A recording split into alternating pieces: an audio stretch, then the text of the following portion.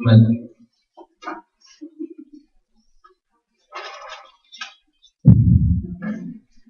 Good evening, ladies and gentlemen, and welcome to U.S. Smith High School. We would like to start by thanking everyone for who showed up. I and many other students have worked hard to make this event possible. I would now like to recognize some of the work that our students have done.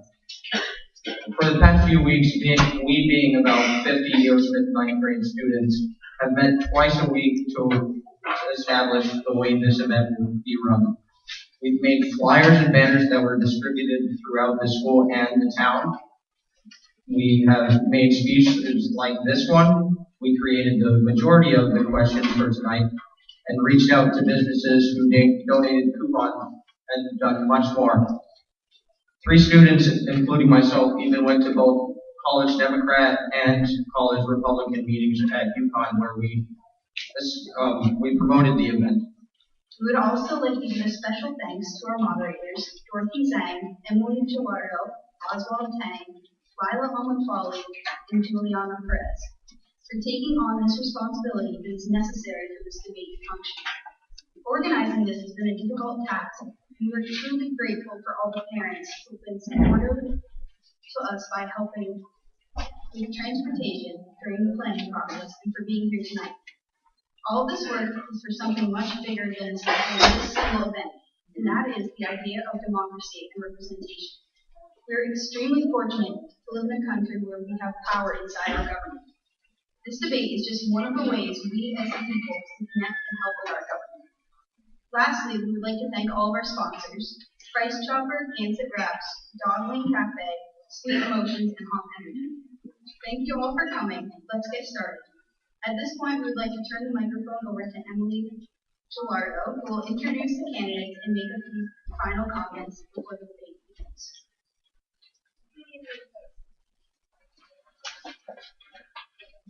Hello. Good evening, folks. Before we begin, we'd like to introduce the candidates themselves. To my right, we have Representative Haddad, and to my left, we have Mr. Sargent.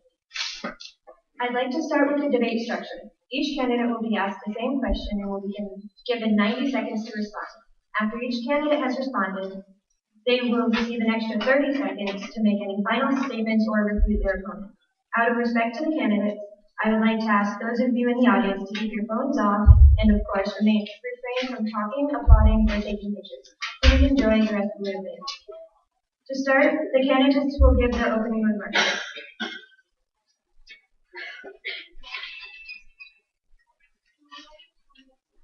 This is a coin flip, I guess. Yeah. You want to do that really quickly, or you want to do that? Do a quick coin flip?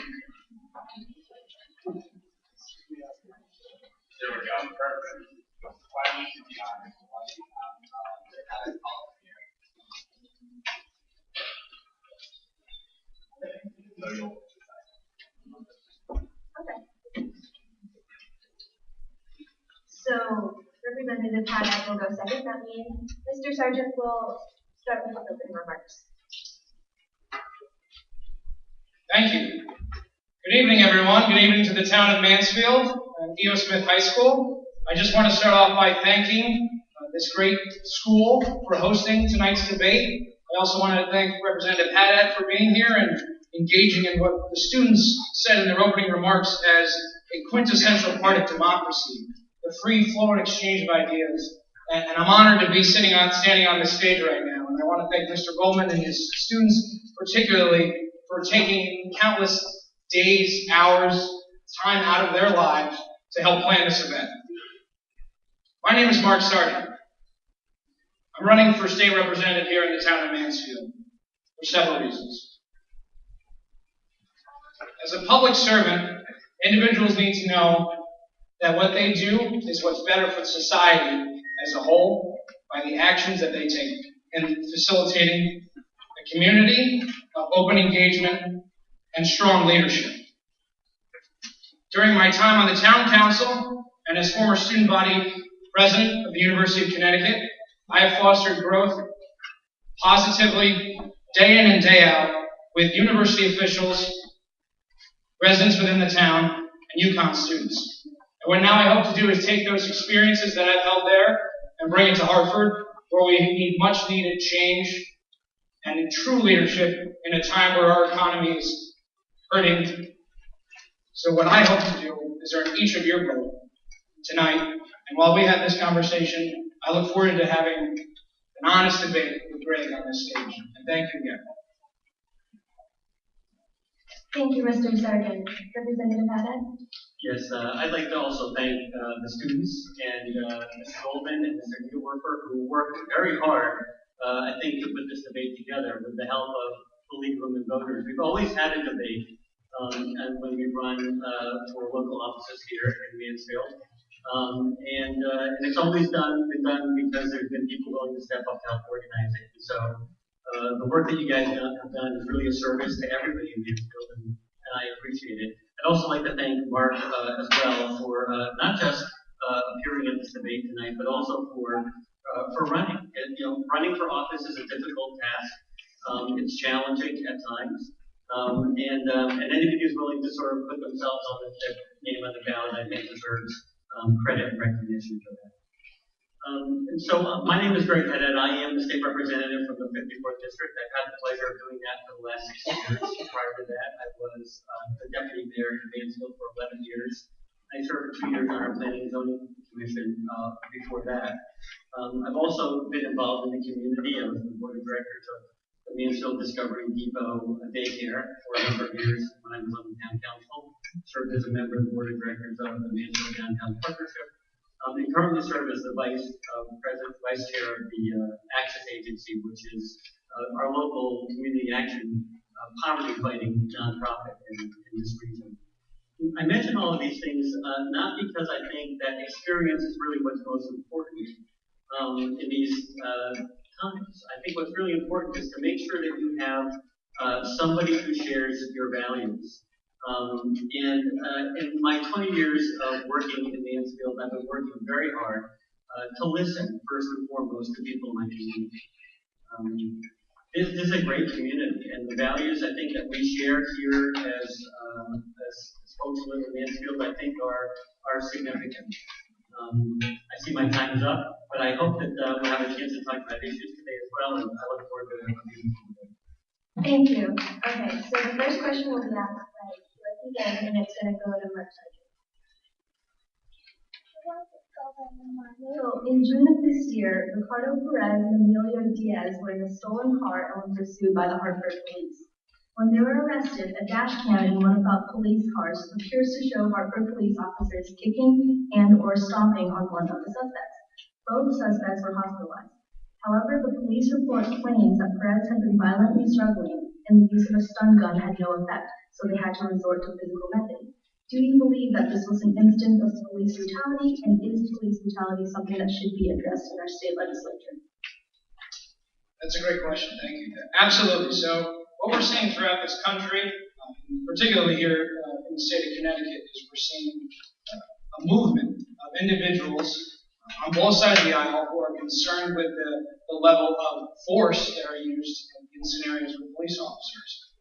I think what we need to do is promote a culture and a community that strikes a balance.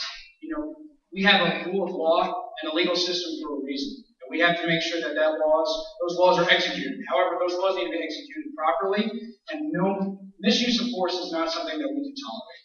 So what the state legislature has done in the past session, I believe, is making strides to allow for body cameras to be more readily available within the community, and I think that's a step in the right direction. But I think more needs to be done with members of the community, particularly minority members of the community who are facing this issue. You know, we have a town right next to us, town of Wyndham with Willimantic right next to us that has a large percentage of minorities, and I think engaging individuals who are so close to us, these are our neighbors. We have to be able to work with them to make sure that this issue is solved in a candid way, because issues that when one side is saying another thing, and you heard totally different in a police report, there's obviously miscommunication at that point. So I would like to work hard at our state legislature to make sure that we put forth the rule of law, but in order to do that, we have to work together as a community. Thank you. Representative Haddad? Yes, Mr. Sargent is correct. The General Assembly has worked to address this issue by setting aside some funding for local police departments to purchase body cameras for police officers. And I think that is an important step. It adds to accountability for both police officers and members of the community, and provides the records, I think, that we need to ensure that that when there are instances like this, that we can do an investigation that will yield an accurate result. Even more important, I think that the move towards community policing and to making sure that the police, the separation between the police and the community, is as small as possible. Is really what we ought to be doing proactively to make sure that our police officers are aware of the folks in the community and are familiar with them, and the people in the community know that they can approach the police supports as well. That kind of cooperation, I think, will resolve a lot of these issues. But it is very important, I think, for us to make sure, as a policy-making body in Hartford, to make sure that we are supporting not just the police officers, but also people in the community as we work very hard to get to the bottom of these very difficult issues. Thank you. The next question is going to Lila. Oh yeah, sorry, I completely forgot. No, Go ahead. I just want to add, you know, here in the town of Mansfield, we have a unique relationship where obviously we have the University of Connecticut that has quite a substantial police force. And we also have resident state troopers here in the town of Mansfield. So making sure the relationship between the state troopers within the town and the university works well together. Obviously, a large substantial group or demographic of our population is the University of Connecticut students. So working with the UConn police force is paramount to making sure that our community is safe. Thank you. I agree with Mark on that as well. For a number of years, since I'm sure it's continued, and you've been on the council, when I was on the council, we worked very hard to ensure that the jurisdictional issues that sometimes occur between the state police and the local, and the UConn police are broken down so that we can have more cooperation. There are a lot of nuisance calls in Mansfield that need to be addressed, and they can be addressed. Not just with a robust state police force in Mansfield, but also by the university, who I think has an obligation to help make sure that we're policing neighborhoods, particularly close to the university as well. Thank you. Now we move on to the next question. And the question will go to Representative Haddad first. In Connecticut, physically assaulting, threatening, or stalking someone is illegal. But according to Connecticut Coalition Against Domestic Violence, between July 1st, 2014 and June 30th, 2015, there were 41,446 reported violences in Connecticut. If elected, what steps would you take to help protect those victims and prevent any more abuses across the state? And how will you make sure those laws are enforced? Sure. I think this is another area where I think we can do more in terms of training for police officers to make sure that when they respond to instances of domestic violence, that they are taking the appropriate action. I think there is an institutional bias. I think that is sometimes present in police departments that says that these issues are not important. And I think that we need to make sure that all police officers take these complaints very seriously. I'm very proud to say that the Connecticut Coalition Against Domestic Violence just recently named me one of the 100 leaders in Connecticut that have done the most to address issues of domestic violence. I think that was primarily based on work that we did here in Mansfield with my colleague, May Flexer, to have a more adequate response to sexual assault that occurs on college campuses. But I think that when it comes to domestic violence, it's, these are oftentimes sad cases. One of the other things that we did just recently, a law that I very strongly support, although it was a bit controversial, was passing a law that said that when there are temporary restraining orders are issued in instances of domestic violence, that the police will have the right and the responsibility to remove the firearms, any firearms that are registered in those addresses, and that helps keep people safe as well. So I think we've been taking a lot of action, and I plan to continue to do that. Thank you. Vice Sergeant? During the budget adjustment process, the party, unfortunately, in power that we had in Hartford actually cut funding to rape crisis, domestic violence, crime centers, and traumatic body and mental illness. So those are things that we simply can't be cutting. Government doesn't always spend funds, and some of these funds are not what we should be cutting right now. We obviously have a severe issue of mental illness in this country, and I think mental illness and domestic violence are not mutually exclusive. What we can do as individuals, I think, is work together and educate our community, work with our brothers, our sisters, and our family members to make sure that we raise individuals who know how to respect each other, specifically respecting women in the home. And I think what we can do in the legislature is create an avenue so that that's a welcoming conversation. Thank you. Would you like to respond? Only just to add again that the bill that we established that helps remove firearms from those instances where there are reports of domestic violence and there's a temporary restraining order issued, I think is a very significant step, and it's one that I hope that will serve as a model for legislation across the country. These are very dangerous times when there are reports of domestic violence that are serious enough to warrant a temporary restraining order. And removing the firearms from those households, I think is really just a sane and sensible step. I'm pleased to have been part of that effort. Thank you. Do you have any last words? I'm ready for the next topic.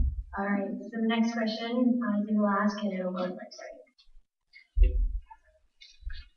Many families own one or more guns, not only for hunting but for protection as well. Are you for or against stronger gun control, and how would you use your ideas to prevent tragedies involving guns like Sandy Hook shooting in 2012? So if I heard that properly, the issue is obviously gun control. And this is a very hot button issue across the country, not only in the state of Connecticut, particularly in our state, because we had the horrible incident in Newtown. What's important to me is that we have sensible gun control. So that's what's going on currently with our existing laws. But any further steps to restrict the Second Amendment is not something that I will be supporting if I'm elected to the state legislature. People kill people, not guns. And we have to make sure that what I want to support, and something that is not necessarily popular in the Republican Party, is background checks. I think that's a good step to help with our mental illness, which is a huge problem. Obviously, there were some mental illness connections with the shooter in Sandy Hook. And we need to take the right steps to make sure that mental illness is the forefront of this issue. Gun control is not the answer to this problem. We actually see areas throughout the country where there are higher gun rates, higher gun ownerships, and less violent crime with the guns. And crime rates throughout the country, for the most part, minus our inner city areas here in Connecticut, have actually gone down. The answer is not more gun control. The answer is enforcing our existing laws and really focusing on mental illness, which is the true problem in this tragedy. Thank you. Would you like to add anything? Yes, well, the fact of the matter is that the 10 states with the strongest gun control laws, the violent use of those firearms is 3.5 times lower than the states with the least restrictive gun control laws. And that's been demonstrated time and time again by a number of very well-established studies. But look, I'm proud of the fact that the state of Connecticut has the strongest gun control laws in the nation. I voted for the legislation just after Sandy Hook that banned additional assault rifles and began to restrict the use of high-capacity magazines. These are the tools that, when put in the wrong hands, can cause extraordinary amounts of devastation, like what we saw at Sandy Hook. And they're entirely preventable through, I think, a reasonable set of restrictions that say that those militarized weapons, the ones that really aren't about protecting your home or hunting, but really militarized weapons, don't belong in the hands of civilians. I support, additionally, something we've been working for very hard, an additional restriction that says that if you're a gun owner and you lose your gun or it somehow goes missing from your home, that you're required to report that. Missing and stolen guns are oftentimes land in the hands of criminals, and it's important for police officers to understand and our police force to understand when those things occur. And so that seems a reasonable addition that we can make to our gun control laws. Thank you. Would you like to respond? I think I respectfully disagree with our state representative. You're looking at areas in Hartford and Bridgeport, and the violent crime rates with the use of guns have actually gone up over these past several years. And those areas are both controlled heavily by one party. So I don't think the answer is more stricter gun control. It simply doesn't work. And the idea that militarized weapons is such a subjective term. There's no scientific evidence to distinguish what's a militarized weapon versus an assault weapon. It's the person who's holding the weapon. We have stabbings in the UK, and handguns are banned for individuals in the UK. People who want to commit crimes are committing crimes. So we have to go to the source of the problem, and that's the individual. Thank you. Any last words? Yes, very sadly, I would say that I spoke to the parents who lost their children at Sandy Hook, and I can tell you that they will tell you that militarized weapons are extraordinarily devastating. The havoc that was doled out at Sandy Hook was total and complete. And those poor kids who were the subject of that massacre suffered in particular because of the speed of the bullets leaving the weapons and engaging the weapons. So the weapons do make a difference, and we can prevent them from getting going. Thank you. So we're going to move on to the next question. That'll go to Representative Haddad. Juliana. Recently, Thomas Mokasha, a Connecticut Superior Court judge, issued a ruling ordering the state legislature to come up with a plan to close the academic achievement gap between school districts with varying budgets within 180 days.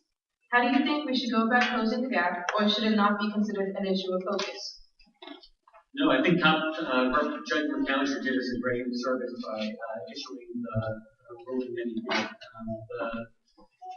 That lawsuit had been winding its way through our court system for the better part of 11 years. And it addressed very particularly the way that the state provides funding to individual communities to help with education. When our budget took a downturn after the economic downturn in 2008, the state began to hold the same formula steady. And so rather than using a formula to distribute education aid, we started writing in the dollar amounts. This is a practice that started before I arrived at the General Assembly. As a result, over time, there are some communities right now that are getting just a fraction of what they ought to be getting. And there are some towns that are getting several times over the amount that they ought to be getting in terms of education. That was done to make sure that municipalities knew what they were going to receive and that they could budget for their school system appropriately.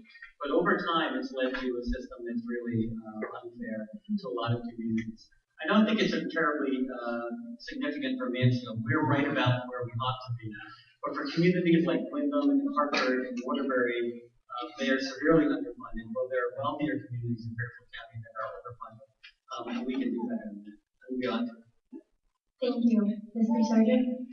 Education, I would like to say, is the great equalizer. Whether we have it in the home or in our classroom, I think the people of Connecticut, and specifically the people of Mansfield, are better off when we have a strong, robust education system. Having said that, we're obviously facing strong forces at our state level to cut very important services, and education is not something that I think I'd be willing to really negotiate on. What I have issue with, unfortunately, at the state legislature, is we're creating another layer of bureaucracy. Some of the proposals that were put on by the current party in control have been to add an additional layer that would not necessarily trickle down to our students and our teachers, the individuals who need the resources the most. So what I hope to do is work, I think here in the town of Mansfield, we spend roughly around $17,000 per student, and look towards how we can address the 21st century issues. We're seeing, unfortunately, more and more people leave the state. We're seeing more and more people leave this town. Our enrollment rates are going down year after year, and yet we're still faced with some increases. So I think we need to find a way where we can balance our funds and prioritize our students more than anything. And we need to focus on our dollars here, especially at E.O. Smith, where we have a regional school with 2 other towns. We have to make sure that we take the right steps to ensure that the students get the dollars and not the bureaucracies. Thank you. Mr. Sargent? Yeah, I think the state of Connecticut, just in general, over-relies far too much on the property tax to fund education. In local budgets across Connecticut, roughly 75% of the expenditures go directly to the schools. And towns are restricted in the way that we can, taxpayers money almost exclusively to the property tax. And that has to change as well. We started to do that this past year when, again, Representative Fletcher and I, Representative Orange, changed the way the state will provide communities with funding for lost property taxes to the state property. That will bring an extra $2.5 to $3 million a year to Mansfield. That'll help pull down properties and pay for our schools. That's progress. Thank you. Any last words? I want us to be cautious because when we continue to push the levels of government up and up, the efficiency levels don't continue to go up. Our dollars are best spent at the local town level. I serve on the town council right now, and I went through my budgetary process, and I saw the importance of where these dollars are going. And if we continue to push these dollars onto other regional areas and then to the state level, we're going to run into a lot of inefficiencies. So I think our dollars are best spent at the local level, and here, especially in Region 19 with our other regional schools. So I think that's where our dollars are best spent. Thank you. Our next question is going to Mr. Sargent and Glenn. Many students can be called up on parties late at night, disturbing the peace to which Mansfield residents have the right. Quiet hours in Mansfield begin at 9 p.m. on weekdays and 11 p.m. on weekends. In what ways will we prevent parties from exceeding their given time limit and bring back quiet to the disturbed residents? So this is a unique question for me particularly because I recently graduated from the University of Connecticut in 2015. I served as student body president there, and during my time, I was a external affairs chair, where I worked directly with the town. Now, as a town resident and a member of the town council, I serve on the rental ad hoc enforcement committee. What we're seeing, I think, is a missed opportunity. I love my university, but at the state legislature level, I will not be a yes man for UConn. I will not be rubber stamping a lot of the things that UConn has been putting forth. There's been an increased pressure on our town and our community as the university continues to expand. More and more students are living off campus. Nothing necessarily wrong with that. Students need a place to live. However, what we need to make sure is that these students are aware of our local ordinances and that our landlords particularly work with the university so that we have a cohesive relationship with the students. There's families in these quiet neighborhoods that work. They get up at 5 in the morning. I get up at 5 in the morning, and I certainly don't want a party going on next to me at 1, 2 o'clock in the morning. So these conversations need to happen. I think they most effectively need to happen with our neighborhoods. I think there's some individuals within our community who are taking the right steps to reach out to our town and our landlords, but a balance needs to be happening. So we need to make sure that the students are aware of the policies within the community, but they can still have an enjoyable quality of life here in the town of Mansfield. Thank you, Representative Haddad. Yeah, I think it's a big problem and it needs attention. As the university has grown, the pressure on our neighborhoods has grown as well. And so more and more out-of-town landlords are purchasing townhomes and single-family neighborhoods and converting them to student rentals. We need a plan, and I think it starts with talking to the university. They've certainly been increasing their number of dormitories on campus, but I think probably not aggressively enough. I'd like to see them put a project that they just put on the back burner, an honors house dormitory in their South Campus back on the drawing table. Because I think that as we try to get more and more productivity out of the university, we will undoubtedly have additional students. I also think that we can address this issue on a statewide basis by encouraging the university to do more with their regional campuses. We're investing a lot of money in Hartford and in every point in Stanford. For the first time ever, the Board of Trustees has started to allow housing to be built at our regional campuses, and I think that that's an opportunity for us in Mansfield, something to support, where we can get additional graduates out of the University of Connecticut without having that burden be placed almost exclusively on tourists. Thank you. So here's the problem that we're running into, though, is that these are conversations that I should have had 5, 10 years ago. We're kind of playing catch-up now within the town, where the university is now expanding exponentially. And now it's like, oh, all of a sudden there's a problem, so we should have these conversations. These conversations, like I said, should have happened long ago. Already on the town council, we sent a strong message to the university saying that we did not support the idea of removing these developments of residential housing on campus. And that was a missed opportunity by the university. They could have prioritized their spending to provide housing for students on UConn. The college experience is so important for individuals during the ages of 18 to 23 years old. You're on a college campus, you're meeting your friends, you're meeting your administrators, your instructors. Being able to walk down the street for 5 minutes as opposed to hopping in a car, driving 10, 20 minutes, there's a substantial difference. So I think we really missed an opportunity. And if I were in the state legislature, I would be pressing hard with the institution of University of Connecticut to make sure that they take the right steps to provide adequate housing for UConn students. Thank you. Now we're going to move on to the next question, which is going to Representative Haddad and Madam. According to Forbes, many college graduates and small businesses leave Connecticut and move to other states so that it is easier for them to start and continue their business. What will you do as a legislator to encourage new businesses to locate in Connecticut? What plans do you have to support Connecticut's current small employers to keep them from leaving? That's a great question. Most of the job growth that we will experience in the state of Connecticut will come from small employers. And we need to do everything we can to support them. We need to continue to do our Small Business Express program. Right now, the Department of Economic and Community Development has a program that's really just for small businesses, offering small grants to businesses that are ready to expand or retain jobs in Connecticut. We've also have a Step Up program, which is training programs that are run through our community colleges to provide training to small businesses that need have additional staff training for their employees.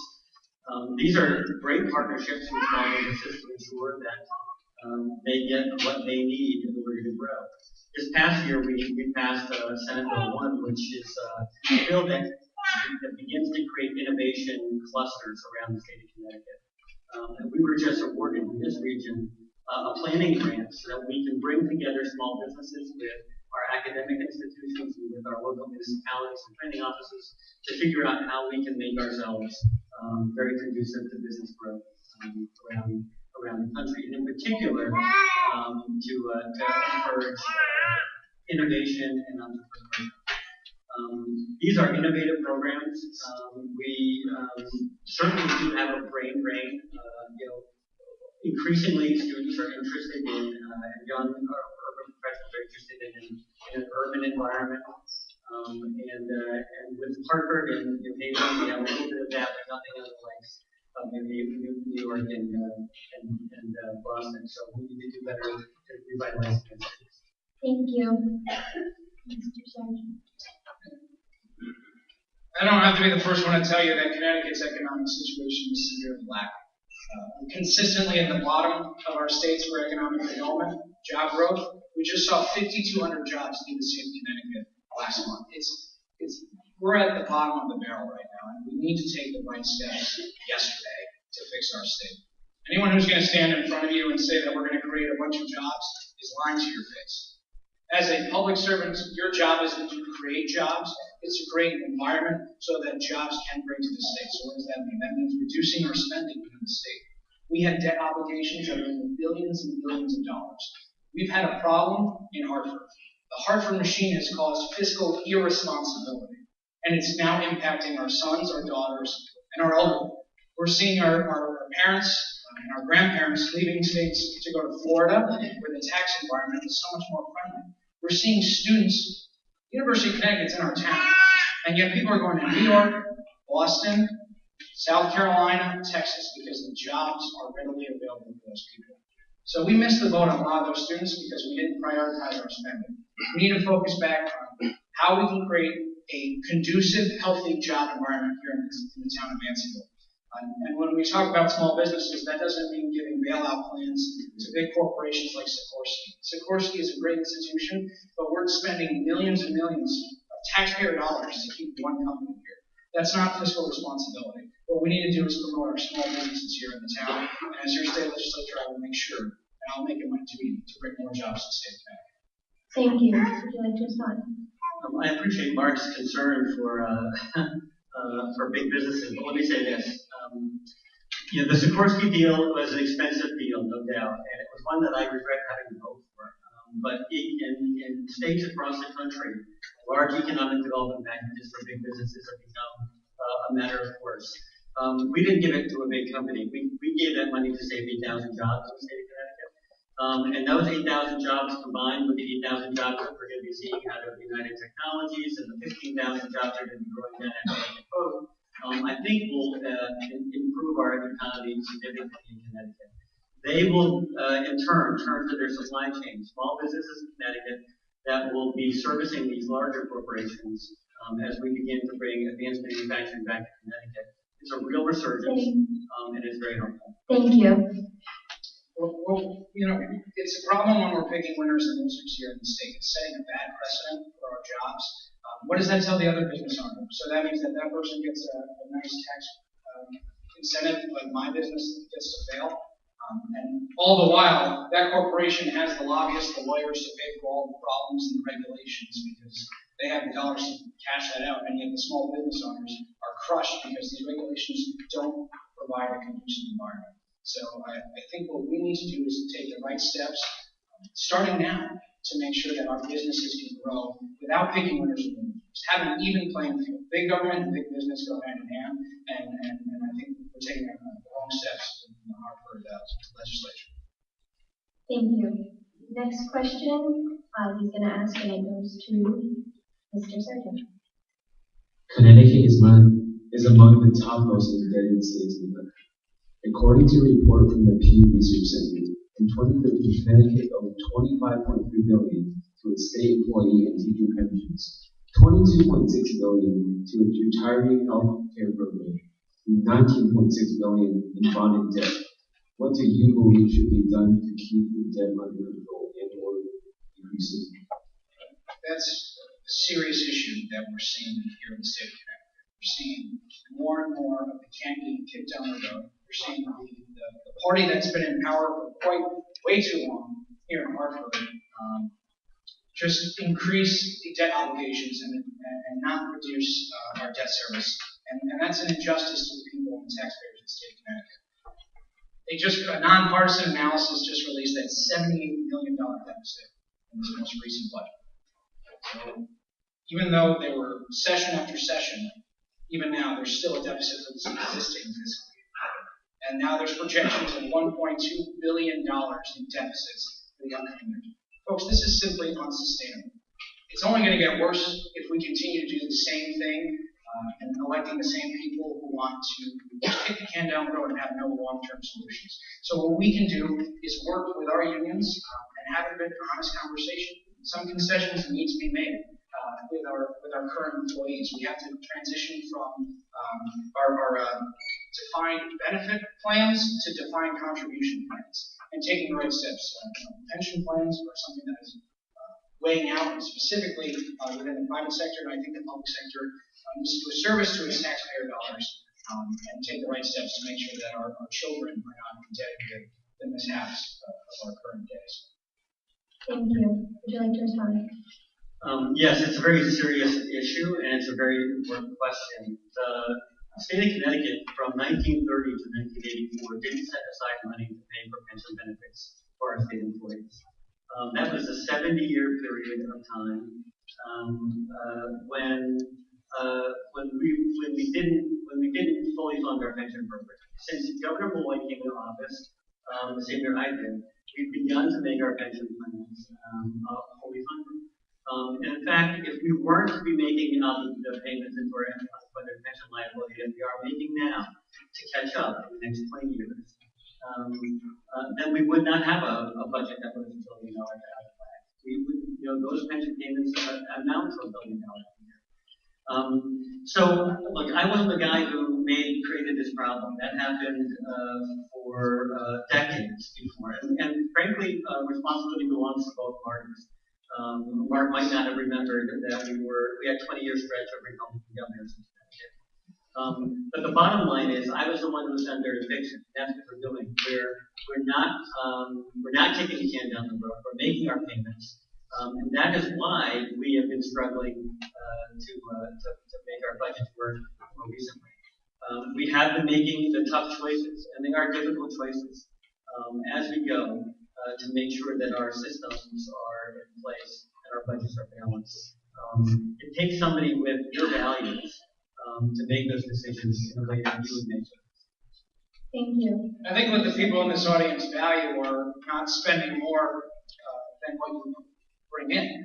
And that's the exact opposite of what's going on in Hartford. And it's been going on year after year after year. I may not have been here 20 years ago, but our legislature's been controlled by the Democrats for over that time. And the problem's only gotten worse. It hasn't gotten better. So what actions have we taken in the past 6 to 8 years to fix this problem? It's gotten worse. We actually reduced we actually underfunded our debt service in this most recent legislature session. So to say one thing and do another, I think, is dishonest to the people of the state of Connecticut and the people in this audience. Thank you. Well, I'll tell you what, the budget this year is 1% lower than it was last year, real dollars. We're not talking about cuts in growth, spending, or anything like that. We're talking about making really difficult decisions that as our debt service and our pension obligations are consuming a greater part of what we have available to us in Hartford, that we've been making very, very difficult decisions to make budget cuts. I don't want to cut more than we need to keep us on track. We're $77 million out of whack right now. We will address that when we return. It's not clear that that'll be the situation at the end of the year. But we'll make those decisions as we go. Thank you. The next question, Juliana will be asking, and it will go to Representative Mack. As of 2015, 1 in 7 people who live in Connecticut is an immigrant or someone who wasn't born in the U.S. According to the U.S. Census Bureau, about 17 to 18% of Connecticut's workforce is comprised of immigrants. What lengths would you go to improve life for immigrants in Connecticut, if any at all, and do you think immigration is necessary for growth in our state? Well, yes, the answer is immigration is necessary for growth in our state. One of our biggest problems that you identified was that our population is down. And I think immigration can help, at least in part, to turn that around. We have a very high quality of life. We're a very desirable state. We've got good jobs available right now in advanced manufacturing that require only a year-long certificate to sort of be qualified today. We've got businesses who are hiring, and I think that our immigrants who might want to locate in Connecticut can certainly come here and become great tax-paying citizens. There are some specific things that we can do in the short term to help make life easier for folks, both documented and undocumented citizens. We can make sure that in-state tuition, as we've already done, is available to students regardless of their immigration status, if they were born elsewhere but have lived here and graduated from a Connecticut high school. And we can do a little bit better than that. We can make sure that we open up our institutional aid to those students as well. They are already part of our community, and they are a contributing part of our community. If we want to make sure that they stay here and are part of our solutions that we need, then we should make sure that they're welcome. Thank you. Mr. Sargent? I think our immigration process is very antiquated and inefficient right now. We're seeing individuals, whether they come from Latin America, or they come from Europe, or they come from Asia, the process is very cumbersome for these individuals, especially who want to fulfill the American dream. Our grandparents and our great-grandparents came to this country seeking a better opportunity for jobs and for a place to raise a family and start a new life. And what we're seeing across the country is a conversation of legal and illegal immigration that is something as a compassionate conservative, I want to make sure that we have a process so that people can get here legally and have an opportunity to get jobs, because that's something certainly that is lacking here in the state of Connecticut. So I think we can actually foster a healthy relationship with our immigrants in the state of Connecticut, so that we can create competition. Anyone who can present new ideas, new growth, new opportunities in the state, I certainly welcome. I just want to make sure that our process stands consistent with our rule of law. Thank you. Would you like to respond? Yes. I would just say, on a personal level, my little family history. My mom's side dates back to 1640, moving to Massachusetts. In fact, my 10th great grandfather, I'm proud to say, helped found Chatham, Massachusetts. I recently found it. But my father's side is sort of interesting. We've got immigration papers from my grandfather, not so much from my grandmother. The closeness that so many people in this room have to this issue is really important. We can listen closely to what people have to say and make compassionate choices to make sure that comes to stay. Thank you. Would you like to begin? Okay. So our next question, and I think this is going to be the last question that we previously made, and that will start with Representative Haddad and Griffin. The death penalty was abolished in Connecticut in April of 2012 by a vote of 4-3 in the Connecticut Supreme Court in the case State v. Santiago. If elected as representative of District 54, do you support the court's decision to ban the death penalty, or should it be reinstated? I don't think it should be reinstated. And legislatively, we followed up that court decision by passing the state statutes that enacted the death penalty. This is really an issue of conscience for me. I think that for so long as it is remotely possible for the state to make an error and put someone to death that doesn't deserve it. And frankly, we know that there are lots of people who serve in death row who have been exonerated for DNA evidence and other things, and I don't think that we should implement it. I think that has been a trend in this country recently. I think there are adequate punishments for folks who conduct and are responsible for the most heinous crimes, life imprisonment without possibility of parole, and that I think is the most reasonable way to sort of deal with these issues. So I don't support reinstituting that. Thank you.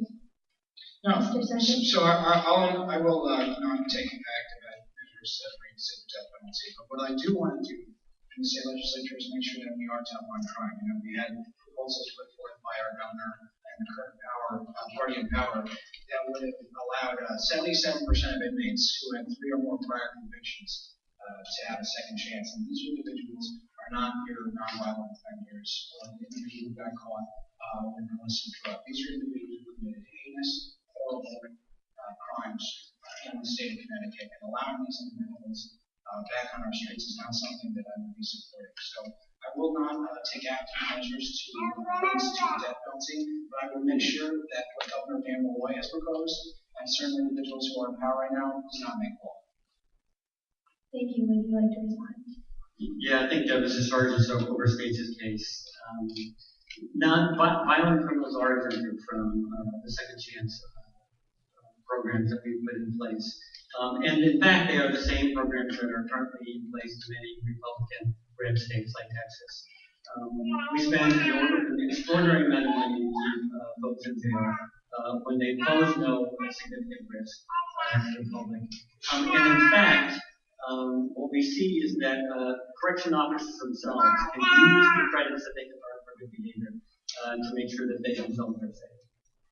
Thank you. So I just want to say something that is bipartisan, obviously, is the war on drugs that we're seeing in the country. We're having this conversation with both Democrats and Republicans, and that's something that is something I'm sure State Representative and I agree on. The violent offenders are individuals who do deserve a second chance. However, the individuals that the governor and the Washington, the people who are in power right now, unfortunately, are talking about criminal, felony individuals. 60% of those have a felony charged against them. Those aren't non-violent individuals. Those are individuals who have committed heinous acts.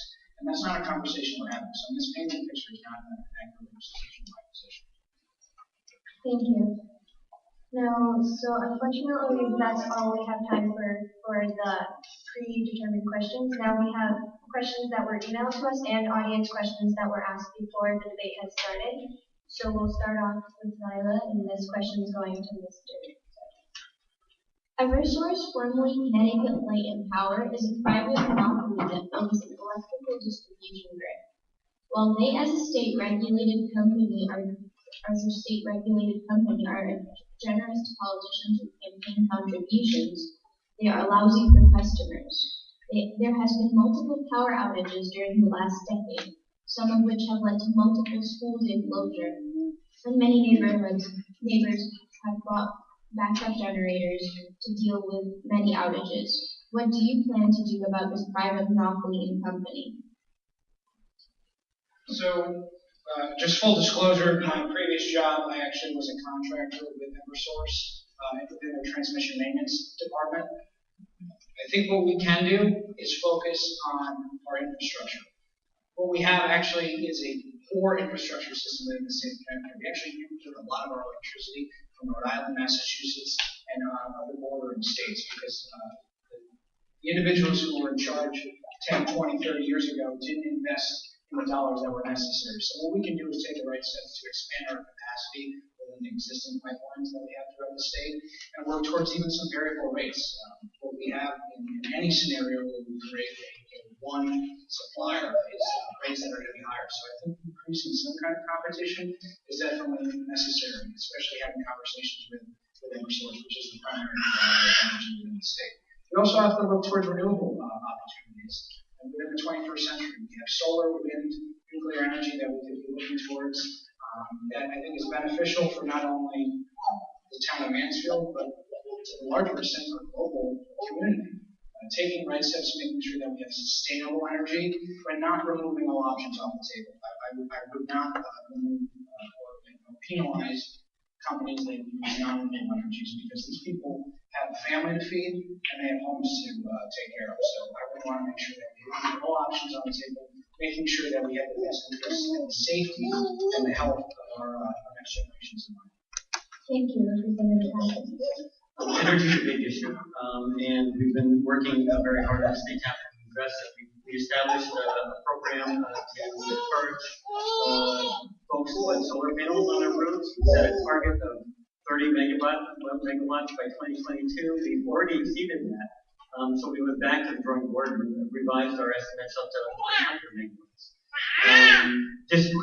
You only have to move energy long periods of long distances when the sources of the power are far away. And if we can create sources of power, clean, sustainable solar, wind, those micro hydro especially, like we're doing right down at the Kirby Mill, then we can significantly reduce the length of outages and the reliability of our electric supply. I think that that's something that we should get on with, frankly. And so there is something that I would rule out, and that is the increased use in Connecticut of fracked natural gas. It's a dangerous process.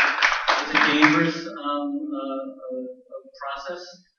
It certainly puts money in pockets, but not in workers' pockets of the folks who are exposed to the risk. So I think that we should say no to that, and we should move on and get on to what should be a clean and more self-sufficient energy future. Thank you. Sure. So just with any scenario, nothing's better than the free market and providing more opportunities for companies, renewable energy companies, to come to the state of Connecticut and make jobs, so that it forces companies like Eversource to lower their prices. When you have a competitor who's going to offer you better quality energy for a lower price, what would stop you to move over to that company? Absolutely nothing. If it's going to save your dollars, why wouldn't you hop over there? So I think having an environment that will welcome jobs, and that comes back to tying back to our regulatory process and making it easier for these companies. We're actually seeing steps here in the town of Mansfield to actually promote solar panels on public buildings.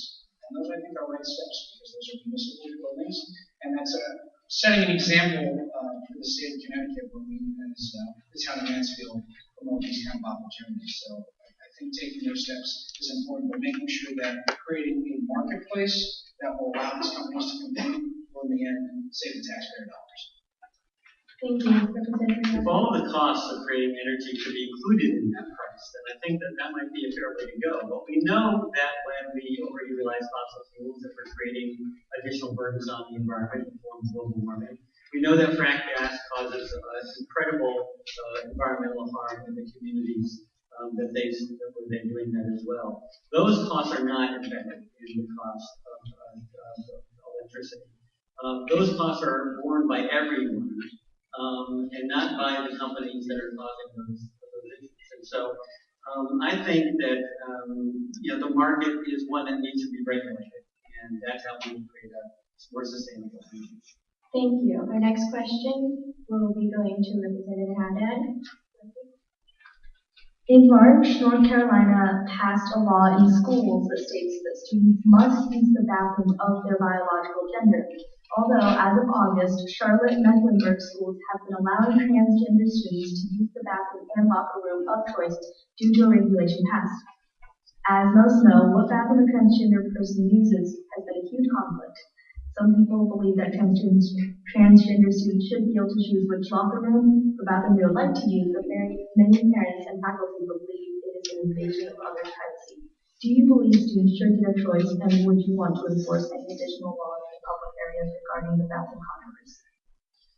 I was going door to door, as I do a lot of my campaigns, and I met a student right here in Connecticut, lives in Mansfield, who has this problem at a school in Columbia, where she attends. And that's a serious issue. She has not been permitted to use the bathroom that ought to be available to that student. And I made a phone call to the administrators and asked them to revise their policy. I don't think that people of different genders really are all that interested in going into the bathroom of an opposite gender. I think that this is, especially with young people, attitudes are changing, and they're changing very rapidly. People are far more accepting of differences and of who they are. And I think that we need to make sure that our schools and our other public institutions keep up with the pace of the cultural change that is already occurring in our state and in our town. Thank you. I would agree. I think this is a cultural movement that is happening not only in the state of Connecticut, but throughout our country. I want to make sure that individuals have an opportunity to live the best potential without any of their freedoms being held. I want to make sure, though, however, that we strike a balance so that individuals who are cisgender, heterosexual cannot be having their rights also infringed by changing the laws in any way. I also want to make sure that if we are having gender-neutral bathrooms, that we do it in an area that's level on a playing field, so that we're not having heterosexual two heterosexual bathrooms and a cisgender bathroom. I think from even a financial standpoint, having two separate bathrooms just logically makes no sense. So if we're going to do that and make that transition, just have only gender neutral bathrooms and have one or two, as to opposed to spending lots and lots of more money just to add an additional bathroom. So I think from a financial standpoint, we have to be responsible about this. But it's also a cultural issue that we have to have with our sons and our daughters, and we individuals who feel comfortable with whatever pronoun they think is best, to make sure that we're at least understanding and accepting. Infringing the rights on anyone is not something that I support. And as a person who likes to be a champion of personal liberty, we have to make sure that we're accepting, but also not infringing the rights of those individuals who also feel like they are being impacted. Thank you, Mr. Sargent. Would you like to respond? Do you have any? All right. So our next question is going to Representative Haddad. How will you address the literacy gap in CT? The literacy gap? Yeah, I think that the literacy, I'm not sure, in CT? In Connecticut.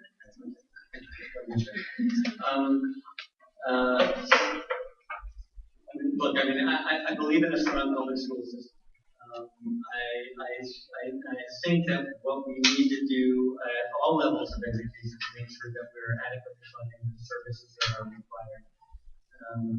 We're doing that, I think, in this coming session with an opportunity that was presented to us, I mentioned before, with judicial decision. We'll be looking at the way we fund our K-12 schools.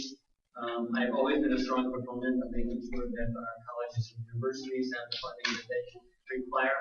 I was part of the group of legislators that required the community colleges to overhaul the way they provide remedial education for both literacy and also mathematics skills, so that we're not disadvantaging students who come out of our K-12 system and aren't yet college ready. So I think there are a lot of different programs that we can do, but I think that we've got a great education system in Connecticut. It's one of the highest and most prestigious in the country. Our public schools are very highly ranked, and we should do everything we can do to ensure their continued success. Thank you. Mr. Sargent? I actually want to commend Representative Haddad for his efforts to improve our education system. Our education system in the state of Connecticut is one of the best in the country. But what we're seeing in the state is an increasing gap between some of our inner city areas or poor communities and then our more affluent communities. So we need to make sure that those individuals have an opportunity and focusing on those communities that know their towns best. Mansfield knows Mansfield better than anyone. Bridgeport knows Bridgeport better than anyone. So I don't think individuals in Marfa and the machine and the special interest that we see there can make a better decision to improve our literacy rates throughout the state. So we need to make sure that we continue to grow and make our education system the best that there is in the country. But we also need to trust the people and the local communities to make sure that they have the right values and the families within these communities to make the right decisions to make sure that their children are educated. Thank you. Would you like to respond?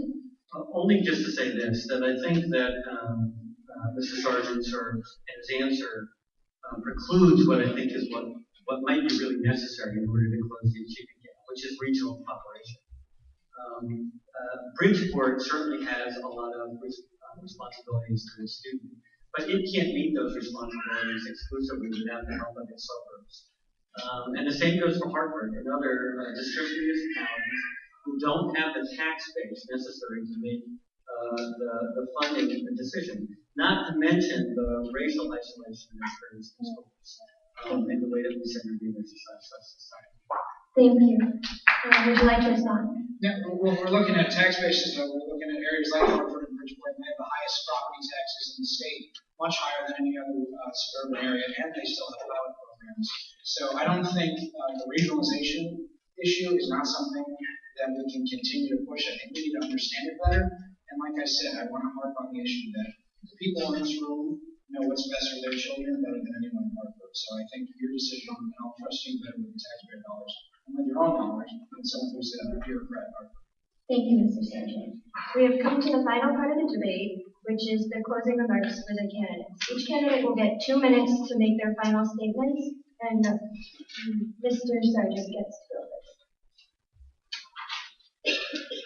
A former president once said, "Promising too much is as cruel as caring too little." And what we're seeing time and time again in Hartford is we've been promised the sun, the moon, and the stars, and we keep being disappointed year after year. Our debt service continues to go up. Our families are leaving the state of Connecticut, and our children are going to better states for better job opportunities. What this conversation we had here on stage promotes democracy. But unfortunately, what we've had in Hartford is an undemocratic system. One party rule for 50 plus years silences the voices of so many people within our community. And what I hope to do is present your voice up in Hartford. Your voices who have been frustrated, who haven't seen the economic recovery of the crash of 2007 and 2008. The individuals whose pockets have only gotten shallower as their property taxes go up and their home values are continuing to go down. What we need is bold leadership in Hartford. Not someone who's going to rubber stamp with Governor Gamble what does and one of the institutions that are controlling this state. We need an individual who's going to fight for each and every one of you, and that's why I'm running. That is why I was endorsed by the Independent and the Republican Party going forward, because we need an independent voice up in Hartford. We need a new change, and that's why I'm so honored to be here, and I just want to thank each and every one of you, our moderators. Thank you so much, State Representative Haddad. I commend you for all your efforts up in Hartford, and I think what we can do together in this community, in the town of Mansfield, is take the right steps so that we're prepared for the 21st century. Thank you again so much.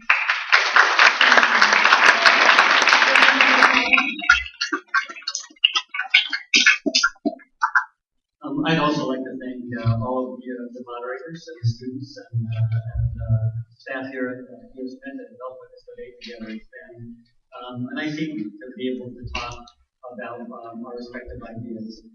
I actually think that elections are about voters, not about candidates. I think that what you need to do is look at what your own values are as voters and try to find somebody who you think will sort of follow through on those values.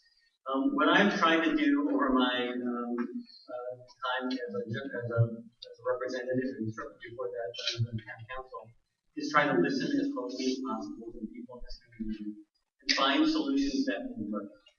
Then I bring those solutions to Hartford and I work together on a bipartisan basis to advance solutions that will help address our challenges. I've got great friends on the other side of the aisle who we agree to disagree on some issues, but when we agree, we work together to make sure that we're achieving results. And ultimately, that's how we are all negative. I have been very privileged to serve as your state representative in the past 6 years. I hope that you will give me a vote of confidence again, but only do so if you think that my values match yours. If you think that I understand this community better than my friends here on the stage. If you think that the solutions that you think are common sense everyday answers are the same things that I stand for in Hartford. That's what I try to do. That's what I will continue to pledge to do as I bike across Mansfield and try to meet as many of you as I can at your homes. Please know that that is what I'm searching for. I'm searching for an understanding, a better understanding of what you would like in Hartford and what solutions we can achieve together. Thank you very much.